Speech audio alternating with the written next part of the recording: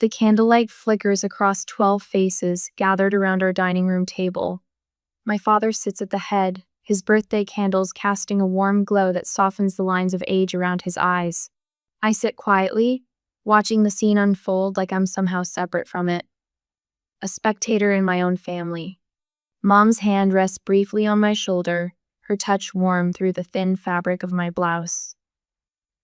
"I'm so proud of how dedicated Mira is to her studies," she says, and for a moment, I feel a rare spark of validation bloom in my chest. Then, Sloane's voice cuts through the moment. "Well, yeah, she's got nothing else going on in her life." The table falls silent. Dad's fork freezes halfway to his mouth.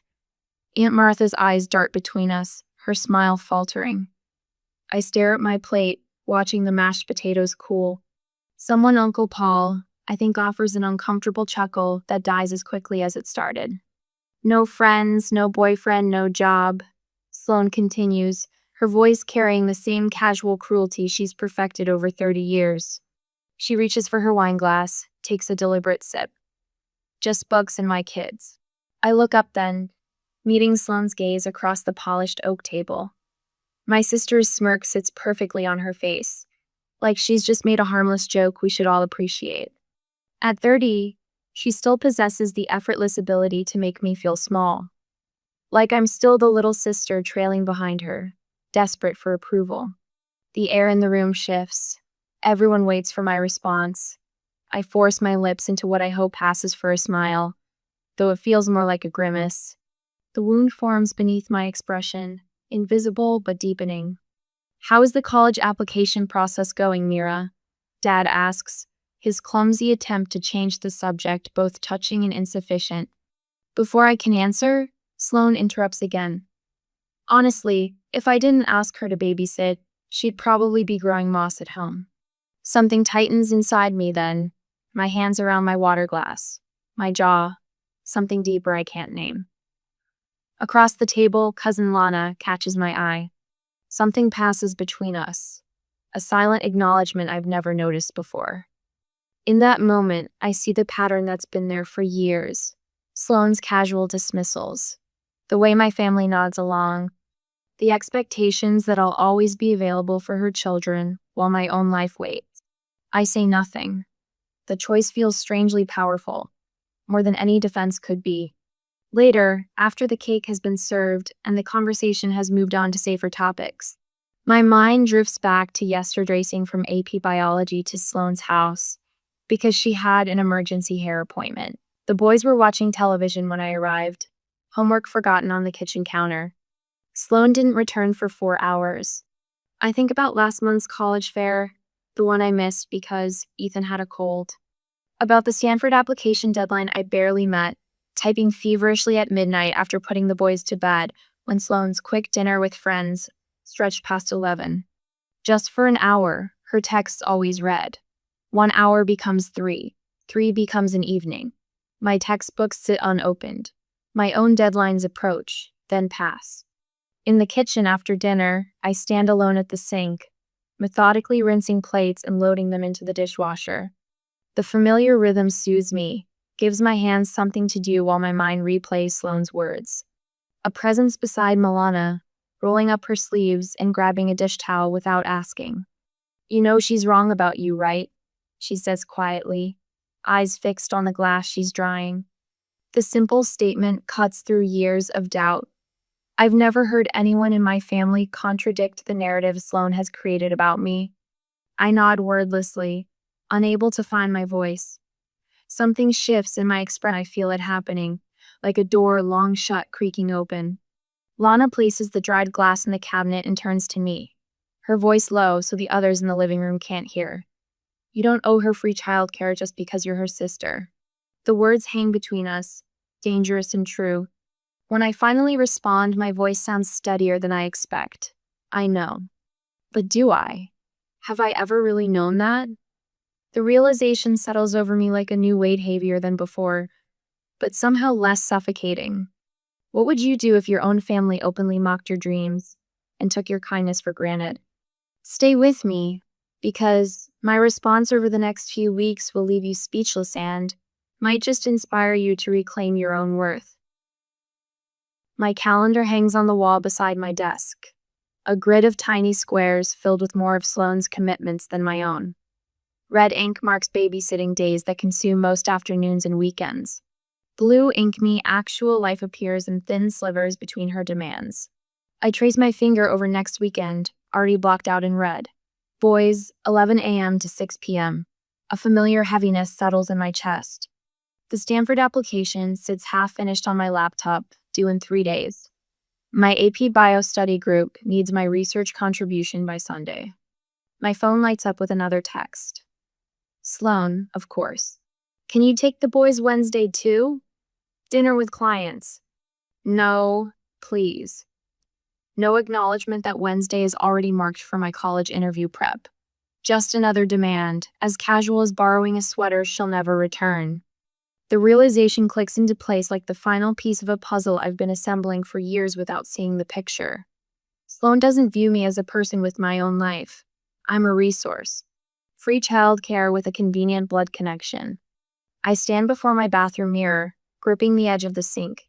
I'm sorry, I can't this weekend. My voice comes out whisper, soft. I clear my throat and try again. I'm sorry, I can't this weekend. Better. Still too apologetic. One more time. I can't babysit this weekend. My reflection stares back, hazel eyes wider than usual. My hands tremble as I type the message. I delete and rewrite it 3 times before hitting send. Simple and direct. I can't watch the boys this Saturday. I have a study group I can't miss. The response comes less than a minute later. The boys will be so disappointed. They've been talking about seeing their aunt all week. My stomach twists. I picture Ethan's face falling, Max asking repeatedly when I'm coming over. My finger hovers over the keyboard, the instinct to cave rising like a tide. No, for once, I hold firm. I'm sorry, I'll see them next week. I breathe deep, feeling strangely light despite the guilt. One small stand. My first. Saturday morning, the doorbell rings at 9:17. I'm already at my desk, notes spread across the surface, laptop open to research I've been collecting for months. The Stanford essay finally feels within reach. The bell rings again, more insistent, then again. When I open the door, Ethan and Max stand on the porch, alone. Over their shoulders, I catch Sloane's silver sedan pulling away from the curb, brake lights flashing once before she turns the corner. Aunt Mira! Max throws his arms around my legs. Ethan looks up, his smile hesitant. Mom said you'd make us pancakes. Their backpacks bulge with toys, snacks, and extra clothes packed for a full day. Planned in advance. Where's your mom going? I ask, even though I already know. Shopping with friends, Ethan says with a shrug that mimics his mother's casual dismissal. My phone buzzes with texts from my study group. They've been waiting 20 minutes at the library. My research, the foundation for our shared project, sits packaged neatly in my bag by the door. Come on in, guys. I step aside, watching my carefully arranged day crumble. 3 hours later, the boys build a fort in the living room while I stare at my phone. 5 missed calls from my project partners. One terse message. We're moving forward without your research. Had to split your section among ourselves. My chance to impress Mrs. Bentley, the AP Bio teacher with connections at every university I'm applying to, gone. I text Sloane. Why didn't you ask first? Her reply bubbles up immediately. You know I'm busy. What do you have going on that's more important? The screen blurs as I blink back tears. What could I possibly have that matters more than her needs? My future, my education, my one shot at a scholarship that would change everything. But Sloane doesn't see any of that. She never has. Max crawls into my lap, a picture book clutched in his small hands. Read, Aunt Mira? I pull him close, breathing in the scent of apple shampoo and crayon wax. This isn't his fault, or Ethan's. They settle against me as I read about a small bear finding his courage. My voice steady despite the storm inside. Nothing will change unless I change it. She just dropped them off? After you said no? Lana's voice crackles through my phone that evening. The boys went home an hour ago, Sloan breezing in with shopping bags and no apology. She does this all the time. My voice shakes. She knows I won't turn them away. Because you love them, Lana says. But your time has value, Mira. She needs to respect that. I sink onto my bed. How? She doesn't listen. Professional babysitters get paid, Lana says, her tone matter of fact. Start charging for your services. The suggestion jolts through me like an electric current. She's my sister. Who's using you? Lana counters. Family helps family, sure. But this isn't helping anymore, it's taking advantage. After we hang up, I stare at my ceiling, picturing Sloane's face if I handed her an invoice. The thought sends a strange thrill through me. On my laptop, I search babysitting rates in Wisconsin. The results make my eyes widen. $12 per hour. Per child. I open a spreadsheet, fingers flying across the keys. Hours given, weekends sacrificed, opportunities missed. By the time I finish, the number at the bottom steals my breath. $3,618. Nearly 2 years of my life, calculated in dollars and cents. In the next room, I hear my father laughing at something on television. My mother calls out that it's time for dessert. Normal family sounds from people who never notice what happens right under their roof. I save the document, naming it simply, My Time. For the first time in years, that's exactly what it will be. Mine. The candlelight flickers differently tonight, harsher somehow against the familiar faces of my family. 2 weeks have passed since Dad's birthday dinner, but the memory of Sloane's words still burns like a fresh wound. I sit straighter in my chair, shoulders back instead of curled inward as they've been for most of my 18 years. So I've applied to Wisconsin, Madison, and Minnesota, I say, answering Aunt Martha's question about my college plans. The biology programs at both are excellent. My voice carries across the dining room with a clarity that surprises even me. Mom passes the green bean casserole, her eyebrows lifting slightly at my confident tone. Uncle Paul nods. Good schools. Competitive, too. She'll get in, Cousin Lana says, reaching for her water glass. Mira's GPA is nearly perfect. From across the table, Sloane watches me through narrowed eyes. She's been unusually quiet tonight, pushing her pot roast around her plate with deliberate movements. Her wine glass has been refilled twice already. Application deadlines are coming up fast, I continue, addressing the table at large. I've been working on essays every night this week. Sloane's fork clatters against her plate. Now I know who really has a heart and who doesn't. The room falls silent. Forks pause midway to mouths. Aunt Martha's glass freezes halfway to her lips. Even the boys, Ethan and Max, sense the sudden tension and stop their whispered game. Sloane, Dad warns quietly. My sister ignores him, her gaze fixed on me. Some people make family a priority, others just don't. Mom places her hand on mine. Mira has always been there for you, honey. Not anymore, Sloane says with a bitter laugh. Too busy with her precious college applications to help her own sister. Meanwhile, I'm drowning trying to work and raise 2 boys alone. I count silently to 5, focusing on my breathing the way my AP biology teacher taught us before exams. Mom squeezes my hand, a familiar gesture that whelmed me but now feels like part of the problem. Maybe be the bigger person, Mira, she whispers, just loud enough for everyone to hear. Family comes first. Something snaps inside me then, not with a dramatic crack, but with the quiet finality of ice breaking on a spring lake. I set my fork down beside my plate with deliberate calm. The small clink against china ripples through the silent room. Everyone grows still, waiting. Even Max stops fidgeting in his booster seat. 12 pairs of eyes fix on me, anticipation hanging in the air like summer humidity. Real adults don't take advantage of others and call it love. The words leave my mouth steady and clear, surprising me with their strength. Mom gasps, her hand lifting to cover her mouth. Dad's eyebrows shoot at his receding hairline. Aunt Martha's eyes widen. Sloane's face flushes crimson, blotches spreading up her neck to her cheeks. How dare you? I've watched your children 37 times in the past 4 months. I continue, my voice level. Last-minute calls, canceled plans, missed deadlines.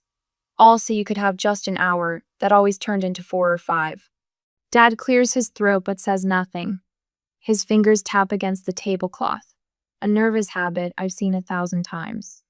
Aunt Martha suddenly becomes very interested in her mashed potatoes, pushing them into careful peeks with her fork. Uncle Paul shifts in his seat, the wooden chair creaking beneath him. Across the table, Lana catches my eye and gives the smallest nod of approval, almost imperceptible but enough. "Excuse me," I say, folding my napkin beside my half-finished dinner.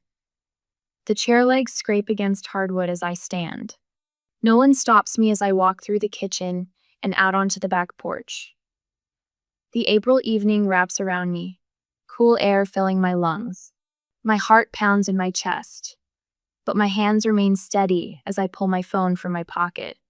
Leaning against the porch railing, I open my notes app and begin typing. $12 hour per child standard rate. Weekends only. 24-hour notice minimum. Payment up front. The screen glows in the gathering dusk as I add more details, outlining boundaries I should have set long ago. Inside, I hear the muffled sounds of conversation resuming, Sloane's voice rising and falling in familiar patterns. But something has shifted tonight. A foundation stone moved from its long-settled place. When I return to the table 10 minutes later, the conversation stutters momentarily before continuing. I slide into my seat with a calm I've never felt before, purpose replacing the anger that drove me outside. "Would anyone like more potatoes?" Mom asks, her voice overly bright. Later, as the dishes are being cleared, Lana finds me in the kitchen, dish towel in hand. "That took courage," she says quietly, taking a plate for me to dry. "What's your next move?" I glance toward the dining room where Sloane is helping Max with his dessert, making sure no one can overhear. From my pocket, I pull out my phone and show her the rate sheet I've created. "Wow," Lana says, eyebrows raised. "You're actually going to charge her?"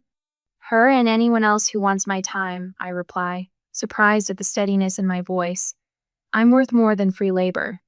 Lana studies the screen, then hands the phone back with a smile. "You know, you should broaden your client base.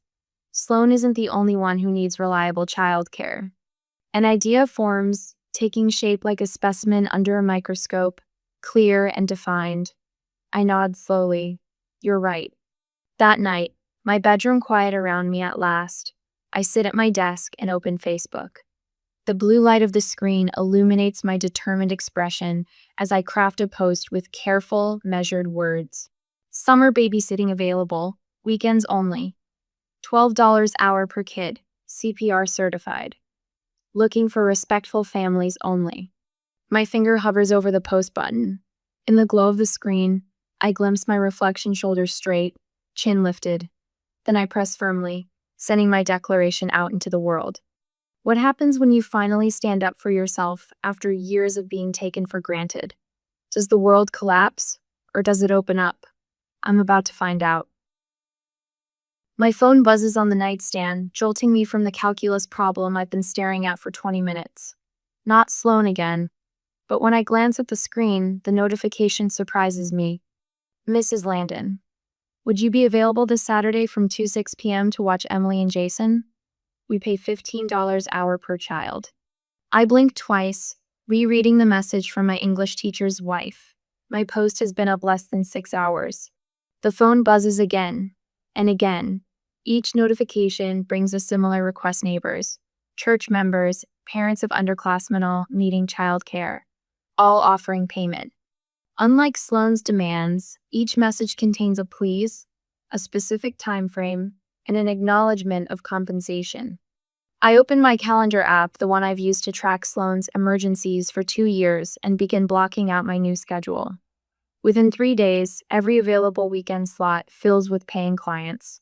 I leave Sunday mornings open for myself, sacred time for college applications and sleep. When I edit my Instagram bio to include weekend babysitting, fully booked through August, a strange pride warms my chest. Perfect. I examine the photo on my phone, my half-completed Stanford application next to the simple contract I've created for my services. The paper bears checkboxes for emergency contact information, food allergies, and expected return time. Small things Sloan never bothered to provide. My thumb hovers over the caption I've typed. When kindness turns into obligation, it's time to draw a line. Is it too much? Too pointed? But the memory of Sloane's words at Dad's birthday dinner, she's got nothing else going on in her life, hardens something inside me. I press share. The likes and comments flow immediately. Mrs. Chen from AP Biology. Good for you. Reverend Miller's wife, teaching valuable lessons about respecting others' time. Proud of you. Even Mr. Abernathy, our crusty old government teacher, establishing healthy boundaries exemplifies mature citizenship. What surprises me isn't the support, it's how many women twice my age comment with variations of, I wish I'd learned this at your age. Mira, I need you tonight. Sloane's voice on the phone holds that familiar edge of assumed compliance. I'm not available tonight. The words come easier now, my third time saying them this week. What do you mean, not available? Mom said you're just studying. I have a client at 6:30. I continue organizing my notes, phone tucked between ear and shoulder. Silence then. A client? Since when do you call your own nephews clients? I don't. The Wilsons twins are my clients. They pay me to watch their children. The explosive sound from the other end might be a laugh or a scoff. You're babysitting for other people but not helping your own sister? I set down my pencil, focusing fully on the call. They pay me, and more importantly, they respect me. I'm not available for people who don't. Her breathless pause signals the direct hit. This is ridiculous. The line goes dead. 3 weeks later, my mother watches me count out bills on my bedroom desk. $215. More money than I've ever had at once. Your father mentioned you seem happier lately, she says, leaning against my doorframe. I am. I separate the bills into neat stacks: college application fees, laptop fund, spending money. Mom steps into the room, examining the organized piles. I've been taking the boys on Tuesdays and Thursdays. She rubs her lower back. Max is getting heavy. I nod, waiting. I don't know how you managed them and kept your grades up. Her voice carries a new understanding. I didn't really. I slide the application fee money into an envelope.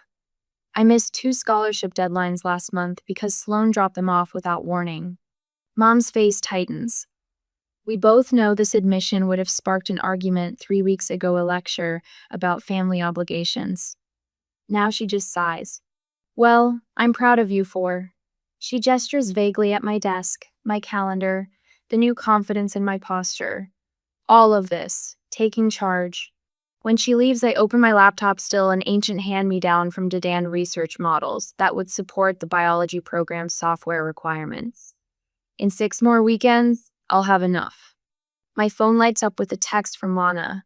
Did you hear about Sloane's interview? My stomach tightens. No, what happened?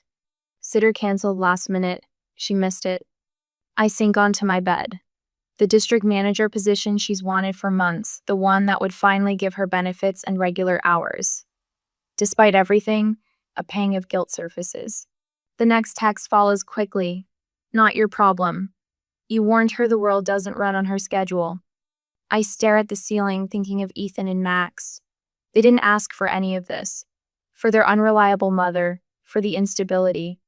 I wonder what they've been told about my sudden absence from their daily lives. My phone buzzes again. Sloan, I heard you're babysitting for other people but not helping your own sister. I draft and delete 3 different responses before settling on the truth. They pay me, and more importantly, they respect me. I'm not available for people who don't. 3 dots appear, disappear, appear again, then nothing. I wait for the familiar anxiety to rise, the dread of disappointing others, of causing conflict. Instead, I feel a calm certainty. For the first time in years, I haven't abandoned myself to keep someone else happy. I set the phone aside and return to my college essay draft. The prompt asks about a challenge I've overcome. 3 weeks ago, I would have invented something impressive sounding. Now my fingers move steadily across the keyboard, telling the truth about finding my voice.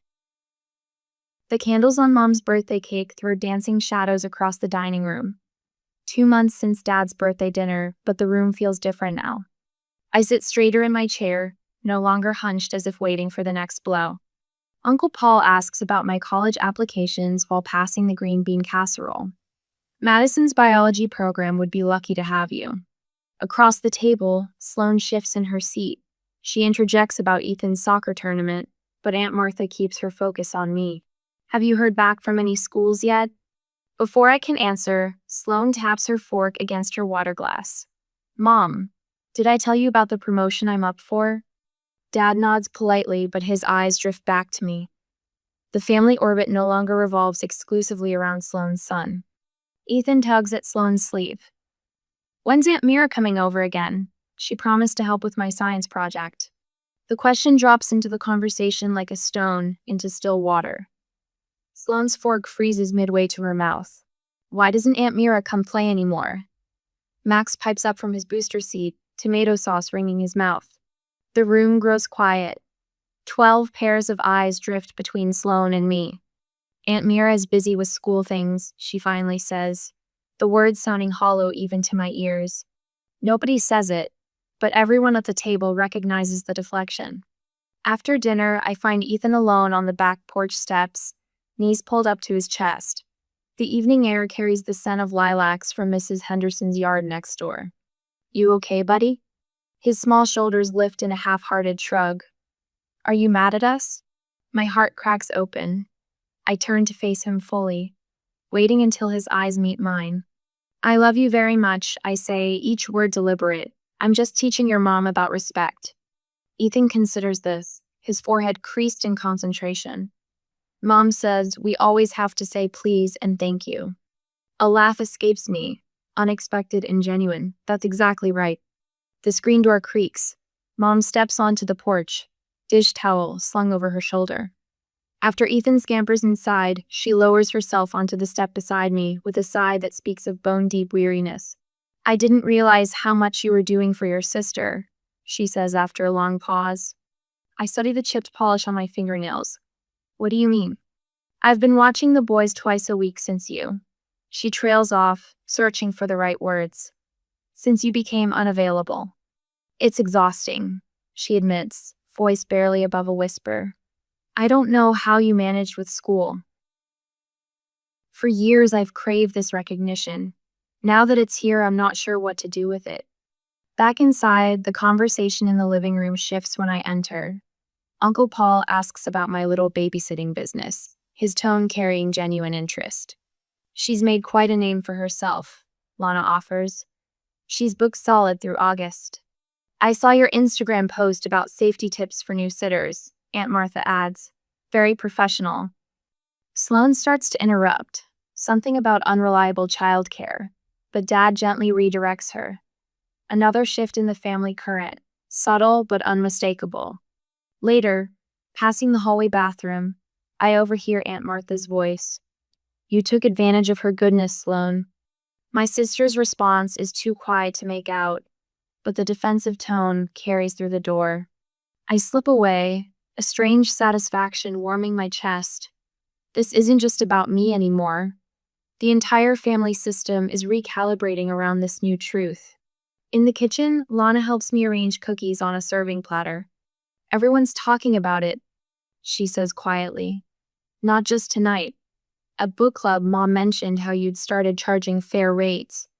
Aunt Helen said she wished she'd done the same 30 years ago. The cookie in my hand hovers midway to the plate. Really? You've got 3 generations of women rethinking what they've given away for free.